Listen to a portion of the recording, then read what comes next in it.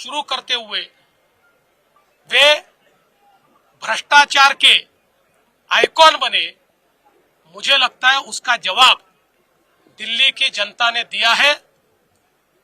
Bharatiya Janata party पर ये जो विश्वास दिल्ली की जनता ने दिखाया है, मेरा मानना है आने वाले दिनों में दिल्ली वासियों के जीवन में बीजेपी परिवर्तन लाएगी। काँग्रेसनं खातं सुद्धा खोललेलं एकत्रित मेळावा घेतलेला होता, त्याचा या निकालावर किती परिणाम झाला असतो? असं आहे की माझ्या प्रचाराचा वगैरे परिणाम याच्यावर नाही। लोकांनी मोदीजींना साथ द्यायचं ठरवलं होतं।